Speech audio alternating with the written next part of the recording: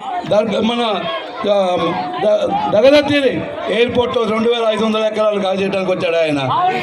Ramayapatnam port అంటున్నాడు, అదేవిధంగా Krishnapatnam port అంటున్నాడు.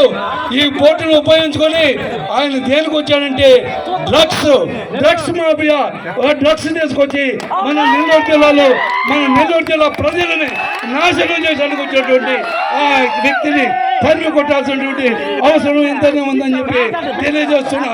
మరి ఇంకోది సౌమ్యుడు కృష్ణారెడ్డి మరి ఏ విధంగా కింద నుంచి పైకి వచ్చాడు, కష్టపడ్డాడు.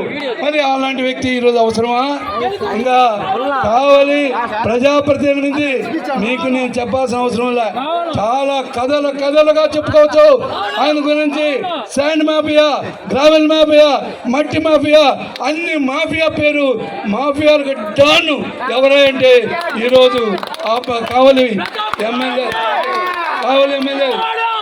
ఓకే. అలాంటి వ్యక్తిని మీరందరూ కూడా గమనించాలా. ఎప్పుడైనా చేశాడా ఒక పని? ఈ ప్రాంతంలో ఏమైనా పని చేశాడా? అది చేశాడా? కావలి అభివృద్ధి చేశాడా అంటే ఏమి చేయాలా? కావలి అభివృద్ధి అంటే మీరందరూ కూడా గుర్తు పెట్టుకోవాలా. ఏం జరిగినా సరే తెలుగుదేశం హయాంలో జరిగింది తప్పితే ఎప్పుడు కూడా జరగల. ఈరోజు రామాయపట్నం పోర్ట్ కావచ్చు, అదేవిధంగా ఈ ఫిషింగ్ హార్బర్ కావచ్చు, ఇవన్నీ కూడా తెలుగుదేశం గవర్నమెంట్లో చంద్రబాబు నాయుడు గారి యొక్క నాయకత్వంలో వచ్చింది తప్పితే వీళ్ళు ఏమి తేలేదని చెప్పి మీకు మనం వచ్చేస్తున్నాం. అలాంటి మరి వీళ్ళందరూ కూడా గమనించాలా. మరి ఈరోజు ఒక్క విషయం మీరు అందరూ కూడా గుర్తుపెట్టుకోవాలా. ఆ వ్యక్తి ఇప్పుడు దాకా కావాలని మీ దరిదాపు దాకా వచ్చాడు. 14 చెరువులు మూసేశాడు, కాలువలు గుంటలు అన్ని మూసేసి తుమ్మలపేట వరకు వచ్చాడు. ఈసారి గెలిచాడంటే సముద్రాన్ని కూడా 1 కిలోమీటరు నెట్టుకొని పోతాడు. మీరందరూ జాగ్రత్తగా ఉండండి.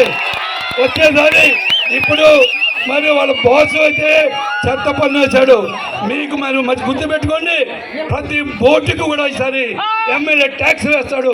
మీకు ఎన్ని బోట్లు ఉన్నాయో అన్ని బోట్లు కూడా పని చేసినా చేయకపోయినా బోట్లు కూడా మీరు ట్యాక్స్ అయిపోతున్నటువంటి అతన్ని చిత్తుగా పడించాలి. అతనికి అభివృద్ధి తెలియదు, అవినీతి మాత్రం తెలుసు. అలాంటి వ్యక్తిని మరి అదేవిధంగా మరి విజయసాయి రెడ్డి గారి ఇద్దరు కూడా తుక్కుగా ఓడించండి. మరి ఇద్దరు సౌమ్యులు, ఇద్దరు మహానుభావులు. మరి వేమిరెడ్డి ప్రభాకర్ రెడ్డి గారు లాంటి వ్యక్తిని మనం మామూలుగా గెలిపించడం కాదు, 2 లక్షల ఓట్లతో మనం గెలిపించాల్సిన అవసరం ఉందని చెప్పి నేను తెలియజేస్తున్నాను. అదేవిధంగా కృష్ణారెడ్డిని కూడా మంచి మెజార్టీతో దాదాపు 30-40